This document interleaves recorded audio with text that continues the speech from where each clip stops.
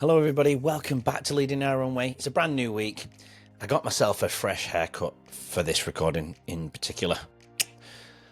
Looking young again, got rid of the greys. Anyway, welcome back to Leading Our Own Way. Today's guest is Marshall Levy, a Silicon Valley veteran on a mission to redefine what credibility really means in a world that's louder than ever, but often less human. Something I definitely resonate with very closely. In part one, we're going to go deep on the leadership shift happening right now, why clarity is no longer optional, and why integrity still wins when nobody's watching, and why vulnerability isn't weakness, it's the doorway to real connection. Mitchell breaks down parts of his 10 values of credibility model, things like trust, respect, authenticity, reliability, and transparency, and shows how they're not just nice ideas. They're the foundation of influence.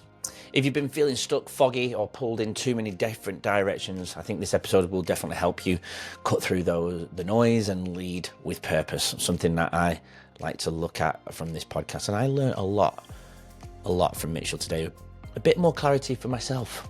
Anyway, here's Mitchell for part one, and it's a two-part as usual, with Tuesday Truth right in the middle. Anyway, please go follow the show on this platform. It definitely helps us reach more people. Anyway, here's Mitchell and myself. Welcome to Leading Our Own Way.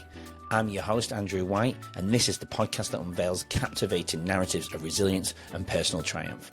This podcast is for anyone seeking inspiration and insights on overcoming life's challenges. Follow and subscribe, and then we can lead together forever. Before we dive in, I want to give a massive shout out to our now new proud sponsor, Eshu Skincare, a brand that truly aligns with Leading Our Own Way. This Australian-born company is dedicated to keeping skincare simple, effective, and straightforward. They've made waves in the US, even landed in Macy's and over 300 stores, and now they're back with a renewed focus on healthy skin and real results. If you want authentic skincare that fits your lifestyle, check them out in the show notes. Thanks to Eshu Skincare for supporting real stories and mental fitness on Leading Our Own Way. And if you're interested in sponsoring like Eshu Skincare, drop us a message. We'd love to connect. Mitchell Levy, welcome to Leading Our Own Way. How are you doing today, man? Andrew, good to be here. Thanks for having me. Absolutely. Thanks for giving up your it's Saturday afternoon over in Silicon Valley, California. I believe that's where you are, Silicon Valley. I got Indeed. that right? Yep. You remember. What's the so it's three? Yeah, you're late. It's really odd, isn't it? I won't tell you what happens, but it's Saturday afternoon where you are, and it's Sunday 10 a.m. where I am in Melbourne, Australia. I know it's always interesting when the clients or podcasts that I do in other parts of the world. You just always have to pay attention to different time zones and different things that are happening. You have to decide, and particularly, I have a mastermind group. When people come on, you can't automatically say good morning or good afternoon because depending on who's there, it's going to be different, right? So that's right. Well, I actually said good afternoon to you or good morning. I didn't know where to go, if I was honest, so I just went neutral. You could have. Either way, it doesn't. I just have an event tonight, which I'm excited about. So what is your event tonight then, Mitchell? So my mom sits on the board of an opera, and we're going to a gala this evening. So it'll be food, champagne, opera singers, and alcohol. Probably a really nice combination. Nice. Oh, so you're staying over there? No, it's not that far away, and and I'll limit my consumption so that driving is not an issue. Good. Whilst you're on air, definitely good to say that.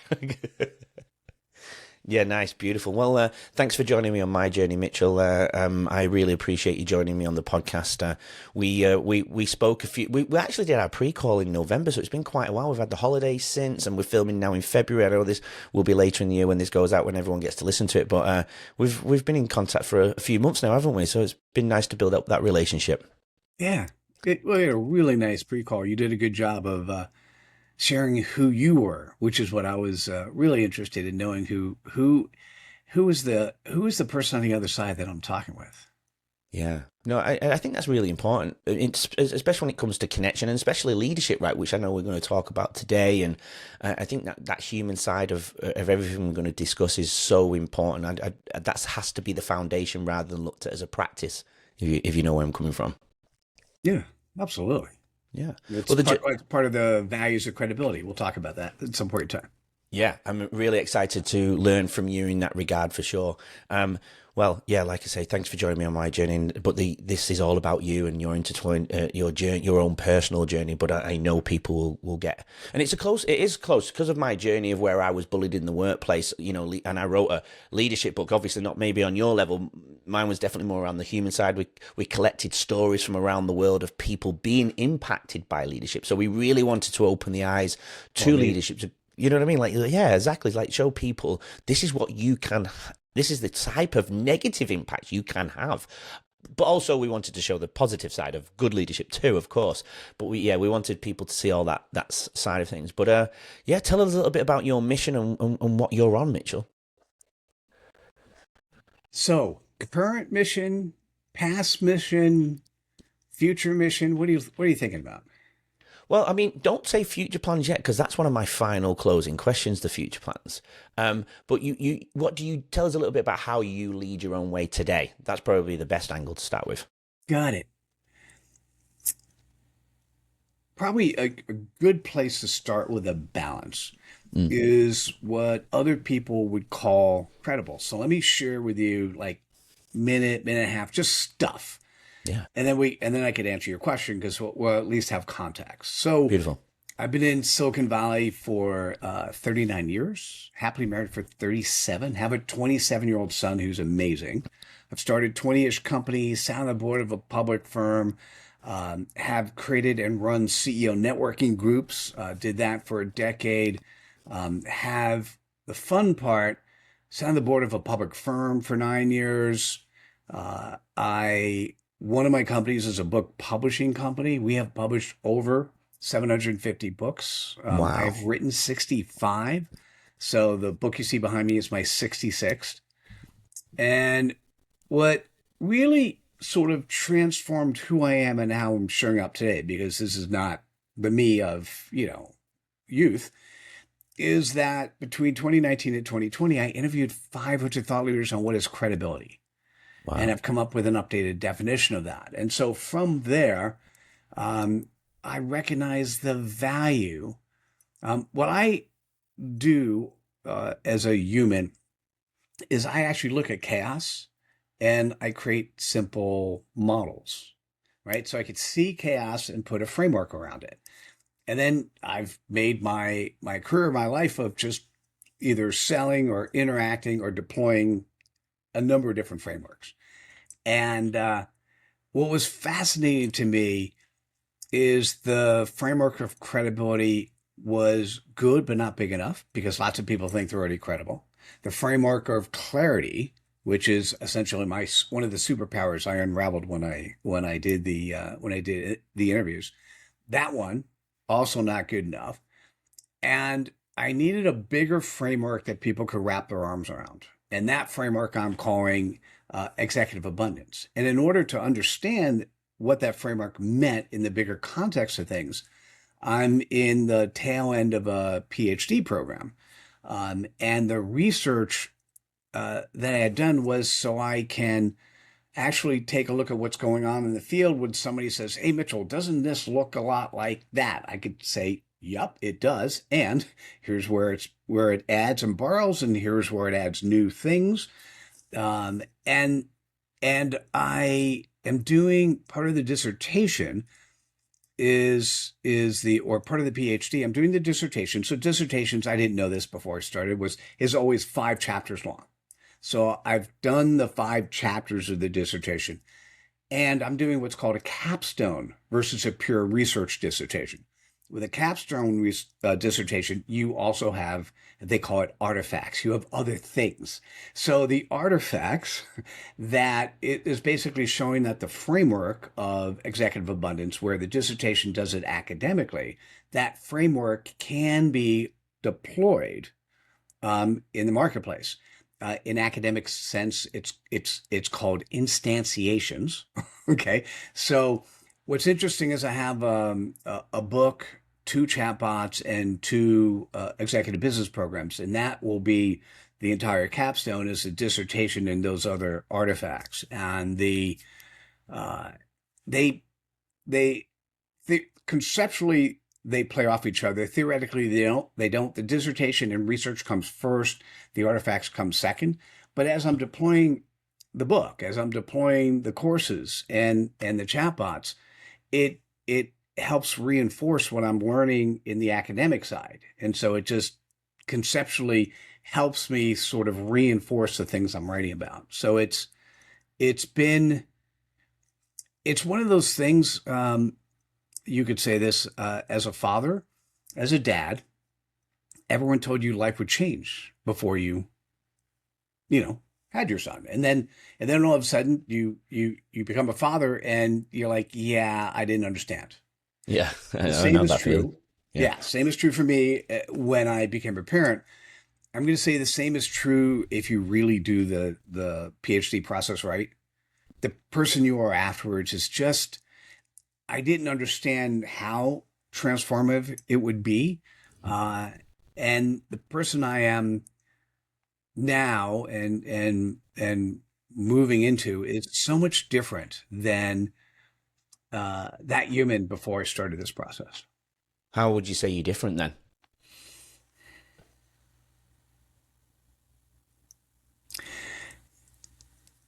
The the ability to articulate my thoughts in a way that will also allow people who have an academic mindset or executives at larger companies who only need to hear from a doctor and they need to hear in doctor speak. Hmm. Um, it's so funny. The book is written in practical speak, probably very similar to the way you wrote yours. By the way, I took a note. I'll buy a copy of your books and I didn't tell you so for that reason. because I'm very interested in this, right? So the book I wrote is very practical, my normal way that I talk. But Mm. when I turn on academic speak, and I'll just do it a couple times here, the dissertation is so different. Oh my God, it Yeah. and and it's interesting to change that. So I don't know. I mean, I remember college. I mean, it's a long time ago. Actually, I don't remember much of college, a long time ago. But I do remember things I've learned in college, but I never really spoke like that. I can now when I need to. And so if somebody says, "Hey, Mitchell, your framework, how does it compare to this one, that one, this other one?" I can actually speak in an academic way that will make it hard to for somebody not to go, oh wait, I got to look at that, I got to research that, or that makes sense. Does Mhm. that? Yeah. Um, and so it's one thing to be able to see the world and see models and come up with frameworks, and if they just work for a smaller subset of people, that's fine. Mm. Um, but this is a interesting framework that one of the benefits of a dissertation is that you're putting out content, the dissertation itself, in an environment where you want people to come behind you and add on top of that. So I'm putting out content, a framework that I want other people to add on top of. And for me, I've added on to the great work of Deming and Drucker. Deming, who did systems thinking, particularly known during World War II for helping Japan actually do lots of time and motion studies and sort of systems level thinking. And Peter Drucker, who actually brought purpose driven ideas into corporations. And so I've built the foundation of the dissertation on top of what they've done. And then I'm putting something out there that other people can come by and go, huh, I like this. I like this executive abundance. We need that. And actually, as an aside, out of the dissertation stuff, we need to change the architecture in which how the world runs today, because the direction we're going is not so much fun. But Mhm. that's not for this podcast. We'll do that another time. I find that interesting though, because I agree. I feel like we're going in a direction that I'm not looking forward to in how people think, how people interact, human connection even. I just think it's an all-time low. So if that's low, leadership, types of our leadership going forward is going to be really, I don't even know what the right word to describe it would be. What type of people come to you? Because outside of the book and the PhD, what does your day look like? Because I know you do a lot of speaking and you help a lot of people. You have people who work alongside you. Tell us a little bit about what you do on a daily basis and the type of people that come to you. And then obviously let's talk about your superpower. I know you mentioned clarity and things like that. I'm fascinated to dig into that as well. So let's see, to give you context, after I did the credibility research, I ended up starting a sort of credibility business. So I was still doing the publishing company, created a credibility business. It became a really nice 6-figure business. And I ran that for 3.5 years. Mm-hmm. So those were the types of thought leaders, businesses who wanted to bring and build more credibility, act in a business way that was more coherent. Now, what was interesting to me is my TEDx that I did after I did the credibility research is called "We Are Losing Our Humanity," and I'm tired of watching it happen. And it's got over 500,000 views, which is great. And I was hoping that I would create this new framework and people would go, "Oh my God, Mitchell, that's great. Let's change the way we do everything." And that's when I said it just wasn't good enough. So after 3.5 years, I then switched to a clarity business. I created a clarity certification program. I was teaching other people how I could sit with any company, any human, help them articulate in less than 10 words, typically 3 to 9 words, where they're executing on their purpose. Wow. Now, if you could actually do that, you now have a compass. With that compass, it'll help you on your decision making. What's interesting, if you take that compass and you share it everywhere, you've now turned that compass into a magnet. And so that's what I was doing with the clarity business.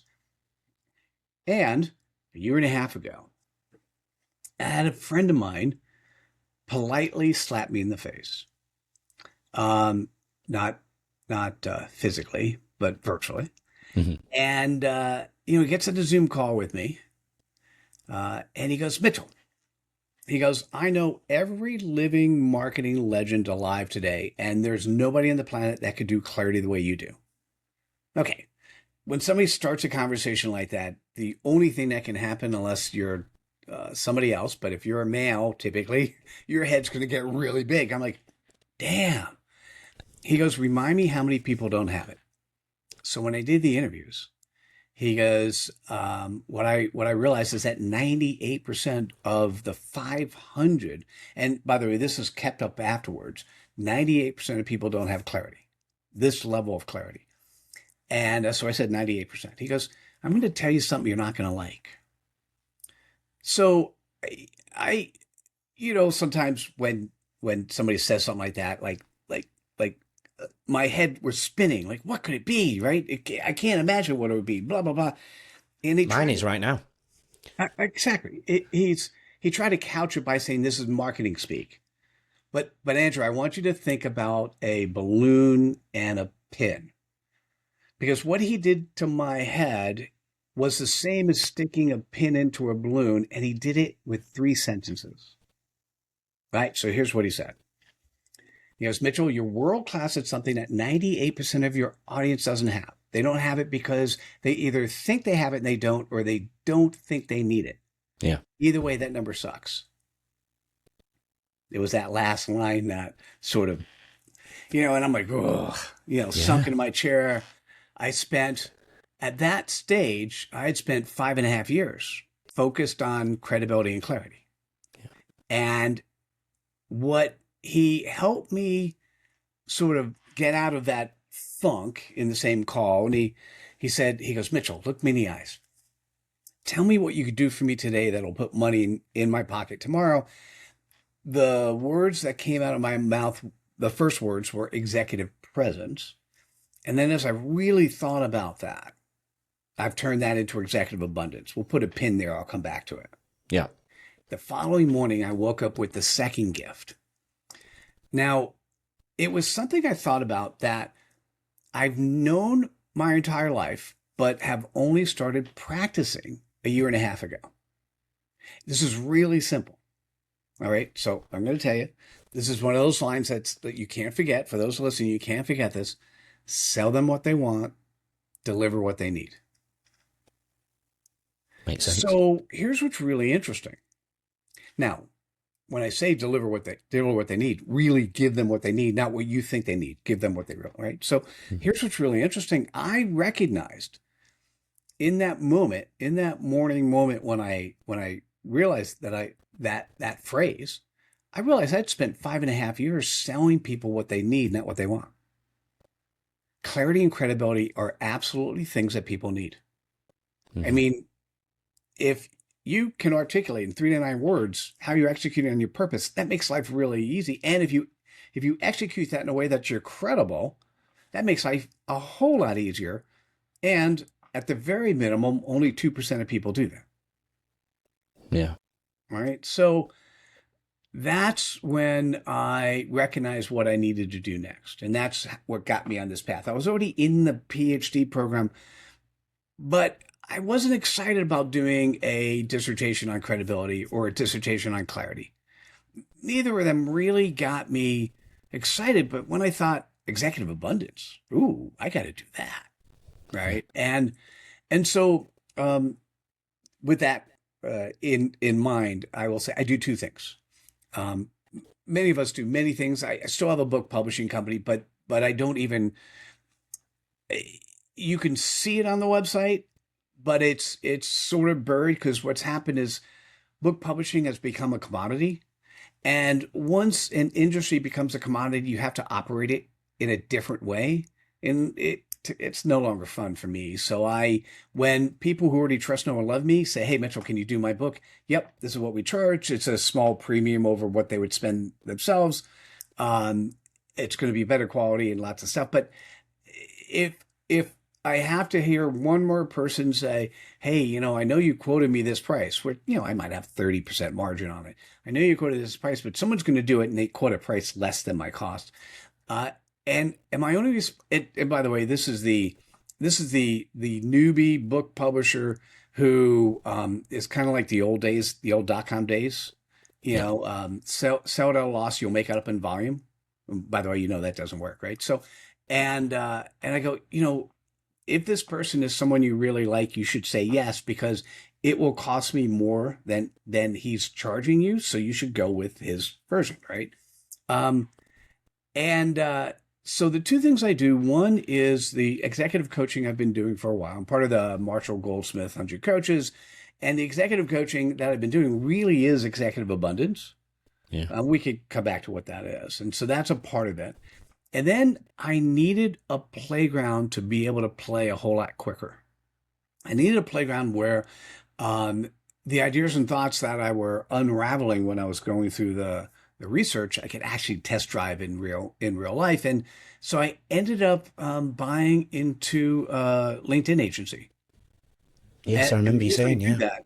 Yeah, the reason I do that is what's fascinating. If your business is to actually allow you to sell or have conversations with other businesses, there is really only one game in town. I mean, there are many other games, but you got to play LinkedIn. And if you want to play LinkedIn, you have to do it with clarity and credibility, and you have to do it and with the model of executive abundance. So I get to test drive with clients, and it's also a much different price points. So for executive coaching, my 3 to 9 words, fast growing CEOs living executive abundance, right? And if somebody is a prospect or a referral partner, they're going to say, hey, Mitchell, what's executive abundance? And we'll talk about that. Mm-hmm. My 3 to 9 words, by the way, I call that a CPoP, your customer point of possibilities is what I call your clarity statement. My CPoP for the LinkedIn business, you'll love this. Business owners tired of slimy LinkedIn sales tactics. I like that. Right? It makes you think, right? It does. And the thing that's interesting is if let's say you need to use LinkedIn, you never have. If you listen to what other people tell you, you ultimately spend too much money, waste too much time, and do things which you'll slime over other people. So what you want to do is you want to actually use LinkedIn in the way that it was meant to be, and that is to build the relationships you need to with the people who need to see you in the right way. Yeah. Yeah.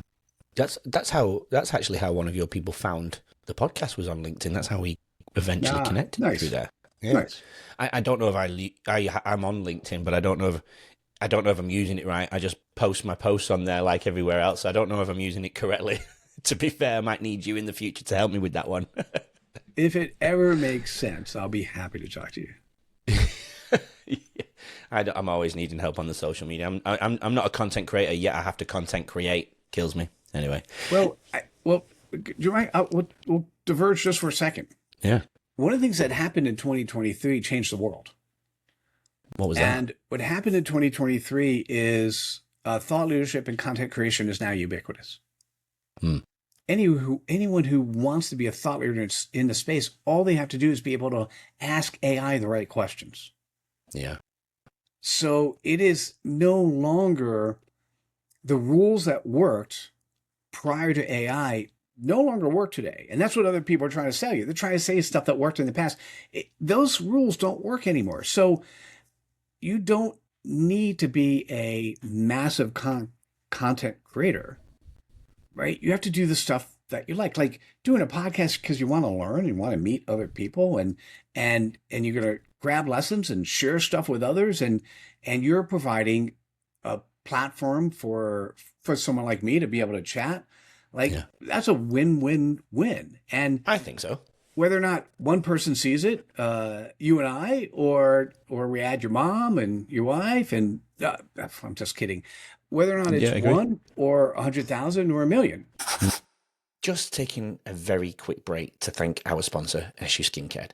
If you haven't heard of them, SU Skincare started right here in Australia, using Australian ingredients to make skincare straightforward and accessible, especially for men who want results without the fuss. Their journey took them all the way to the US, where they were featured in Macy's and over 300 stores. Now they're back with a fresh approach, focusing on healthy skin and authenticity for everyone.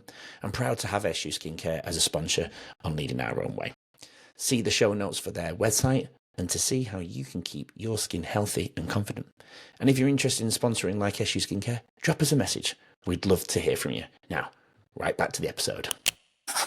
What matters is if you're having fun while you're doing it, then it's worth doing, and that makes it special versus you being an expert in a particular area because you've asked AI to solve a problem for you. Yeah, I completely agree.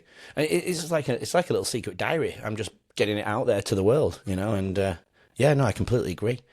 So going back to you though, if you could, is there an example of, can you actually share an actual, you don't need obviously mention the business name or whoever came to you, but is there an example that you can share with us of how you helped somebody where they came to you, didn't have, or they didn't know what they didn't have? Because before you said 98%, well, no, that's a separate question, but before you said 98% of the people that you interviewed, and obviously your friend slapped you in your face with that new perspective, surely there was a percentage out of that, though, that actually needed you.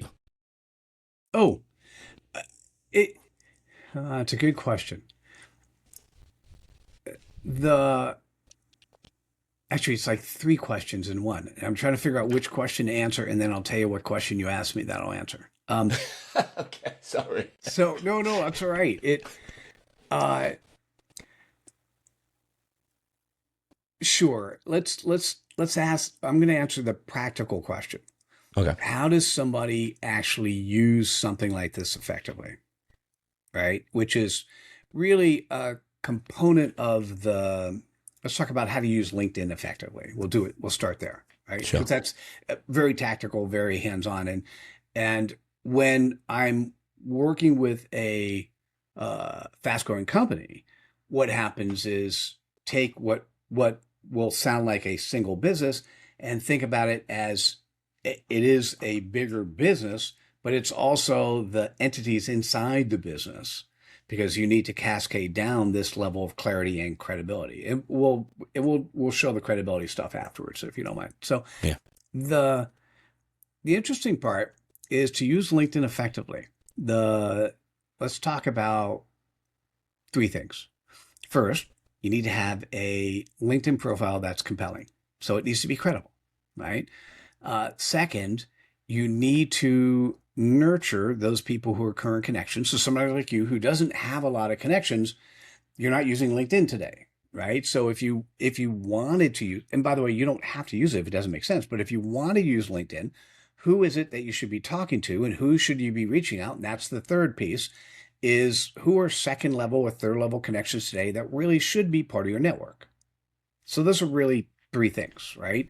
First, when people come to your profile, they're not scared away because you have a credible profile. Second, you nurture the first level connections. And third, you do an outreach to your people you're not connected to. And I do things in that process. And so the first thing that I do with anyone I interact with, because there are so many, and I'm going to, if you're just listening to this, there's so many experts, I've got my double fingers now, who are going to tell you all the things you have to do to be effective on LinkedIn. You should do videos and the videos will go viral. And, for most of us today, you don't need to go viral. There's no value. One of my mentors is Marshall Goldsmith. He has 1.5 or 1.6 million followers on LinkedIn, and he will tell you he's never picked up a client from a post. Yeah. But he has a different reason for posting now. His reason for posting is if 1.6 million people are following him and 200,000 people read one of his posts, and each of them have been positively affected for 5 minutes of time by reading a short post and interacting. Think about how many lives he's changed and how many minutes of life he's changed, right? So he has a different reason for posting now, right? So for you, once again, for anyone I'm talking with, is the most important thing is let's narrow in on your clarity. And if I know your clarity, then it's easier to figure out, A, are you connected to people who are in your clarity, in your playground? I like to call it playground. Are you already connected to people in your playground? And then the second thing is, who else should be in your playground? Right? And that's what the clarity. So we start with a clarity statement. Then we focus, because I can't look at a LinkedIn profile until I know what the person wants to do and who they are, what playground they're playing in. Then I look at their LinkedIn profile and I update that, or actually I don't do it. I'm using Loom. Have you ever used Loom as a service? Loom, Loom, I think it's LOOM.com. You can use it for free. And what it'll do is allow you to create 5-minute videos. If you want to store more videos and other things, it'll cost you more. And so I'm using the free version of Loom because I want to be constrained to giving an evaluation of a LinkedIn profile in 5 minutes. Yeah. Right. So, because why do you need more? I could quickly go through. You should do this, this, this. Here's where it doesn't show credible. Here's where it is credible. Right. Blah, blah, blah. And then the next thing we do is and probably one of the most important things for your first level connections. I'm a big fan of celebrating life events. Birthday, anniversary, new job. Right? Yeah. You can decide if you want to celebrate all three or celebrate two of the three. And what's interesting is sending out that message. So somebody like me, where I'm at like 34,000 followers. When I have a day, there could be a day where 30 people have a birthday. Or let me rephrase, 30 people respond with some form of thank you on a single day. Crazy and hard to keep up with, right? But let's put that aside. And I could tell you, because I'm not keeping up as much nowadays, because I'm focused on the dissertation, I'm not getting the same number of calls I got before, because the real benefit is when you create a real relationship with somebody. So if I sent you a really nice happy birthday message and you said either, if you said the obvious thing, hey, Mitchell, it's been so long, let's get time on the calendar. That's the easy one. Or you could say something like, thank you, or, oh, what nice messages you write, because I try to make sure I write a nice message. And I will look at your LinkedIn profile. So I use the ping from the other person back, the thank you coming back, as the chance to relook at their LinkedIn profile.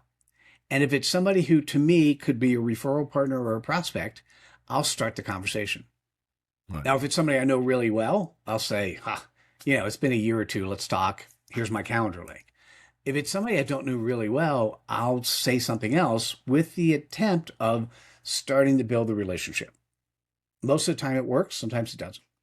But that's Yeah. really with your first level connections, I do two things. One is celebrate the life events. And the second is for those people who really do fit in the category of referral partners or prospects, sometime during a 1 or 2 year period, I'm going to send a message saying, hey, it's been too long. Let's get time on the calendar. Yeah. Right. And then have a conversation. So the thing that's interesting is as you are executing what is just purely the way we used to do it in the old days before any technology. Let's do the wild west in the U.S. or the wild west in Australia.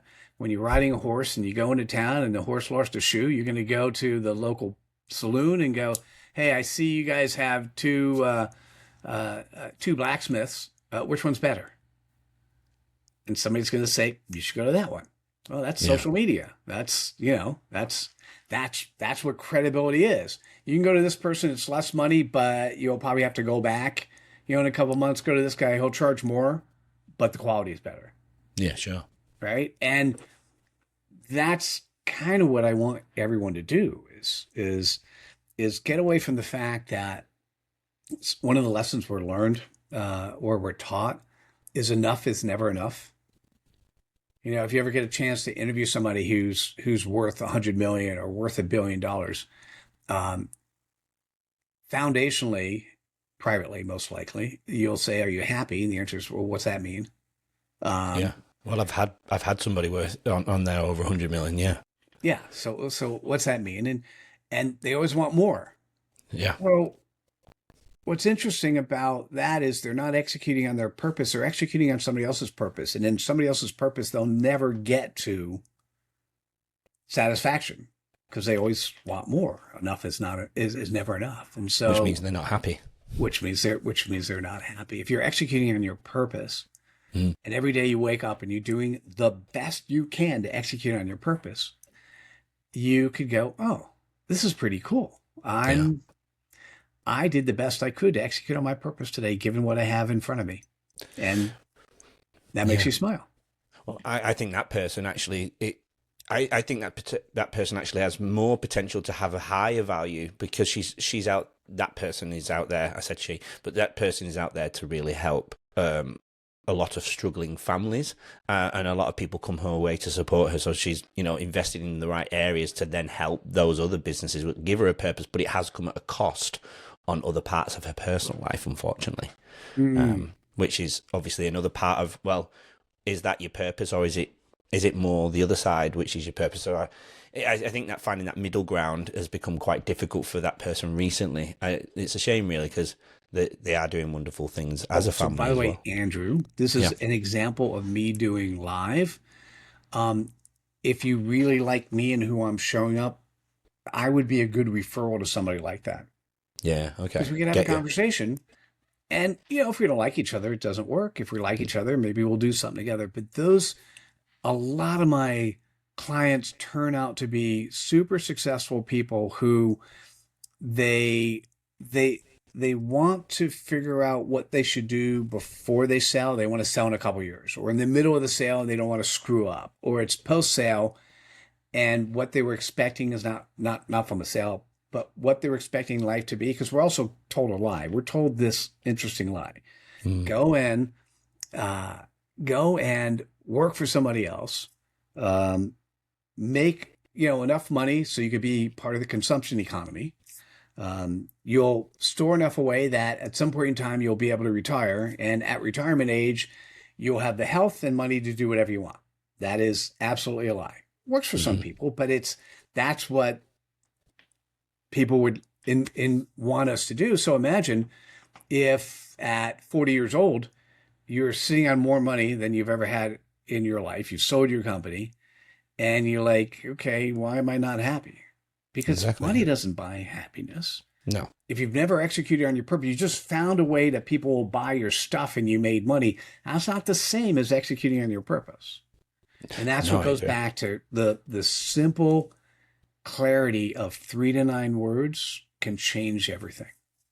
Agreed. And I completely agree with your previous statement because I thought my purpose was education and changing community, a classroom and then a community and then a bigger state even, if I could help principals become good principals and lead with purpose, right? But I soon found out where it went wrong. That put me off. Let's say it sidetracked me. Now I have left that position, left all the education system with all the levels that I've done, didn't bring me happiness. And now I'm earning maybe 30 grand less than I could be going back to do it, and I'm happy. I'm content because this is my Mm. contribution. This is my clarity. This is, and it's going in the direction where, if I invite sponsors to support the podcast, then I can fully leave the education system because I'm still involved in the education, just in a little bit more casual way, because I understand this is my purpose and I want to help people from here if I can. Nice. Does that make sense? Yeah. Hey, so let's after the break, let's come back. Well, actually, we'll end this segment. We'll start the other one. Let's either talk about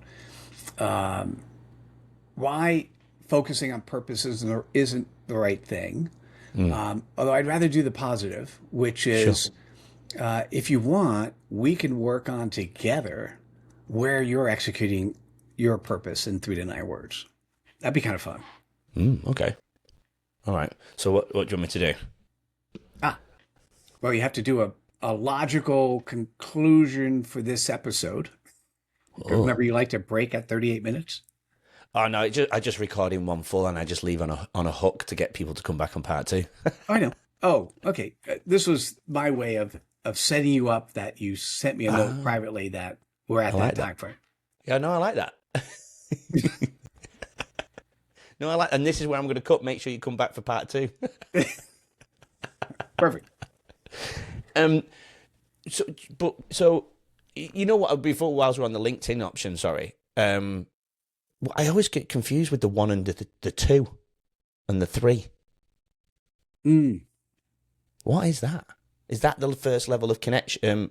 People. got it. Yeah. So the first level connection is the person that they've either reached out to you or you reached out to them and you said, yes, I want to be connected to that person. That's what called your first level connection. Right. Okay. If you and I become connected, I don't think we are, by the way. I think we are. I think we Are are. we? I don't know. We'll have to check. I might just check now, actually. I sometimes when people are not really users of LinkedIn, normally I get connected to every show host. Yeah. That said, if somebody doesn't really use LinkedIn, I'm at that stage where I don't. Oh yeah, we are first levels. Okay, Yeah. We are. Yeah. so you're special. I must have done that after we talked because I liked you, but normally I don't, right? Because Thanks, Mitchell. anyhow, we'll put that aside. So the anyone that you're not connected to that I'm connected to. So I actually have, although I have like 34,000 followers, I have 29,900 connections. So any one of those 29,900 connections are your second level connections, Got you.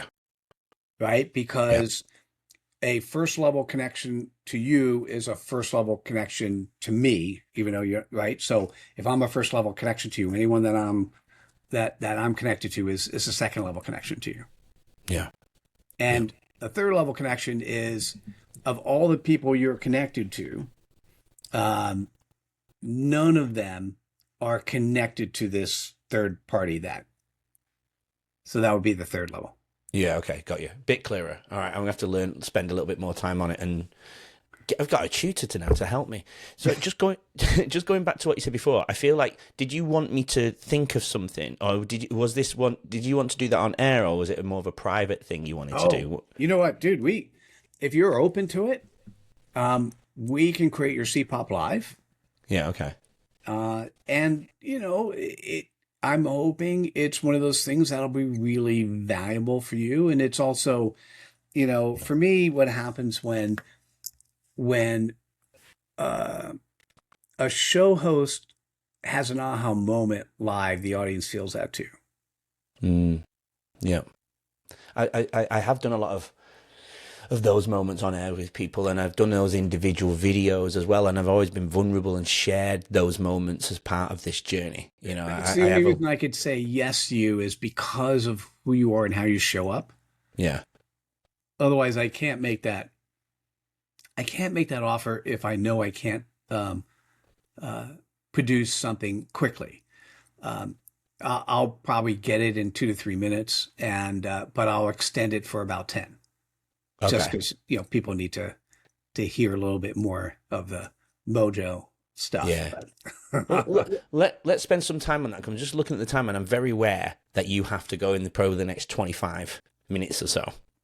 Is that all right? Okay, it's the bottom of the hour, so we have 39 minutes. Okay. And I still obviously want to touch on some of the factors around your your core values and the 10 values of credibility and so on. But obviously your personal journey as well of where you came from. We always touch on the personal side of the journey of each guest, so people can see why certain decisions were made down the track to why you do what you do today, and maybe some of the things you've been through that have helped navigated your journey as well. But did you want to start off with the values of credibility and the 10 values? Is that where you want? Would that be a good place to go? We'll either do that or we'll start with your CPoP, whichever you prefer. Well, how long do you think you need for me then? Because I'm like, wasn't prepared for it. Oh, less than 10 minutes. Okay, all right. It's fine. It'll fit in given this the format. Okay, give it to me then. Direct me like I'm a complete dummy then. Where do you need me to be? What do you want me to do? Oh, you're good. Whenever you want to start, we officially kick off the version, the next episode, and then and you could say, Mitchell, you know what? You got me so intrigued last time. You told me you were going to let me articulate my CPoP. First, tell people what it is, and then let's make it happen.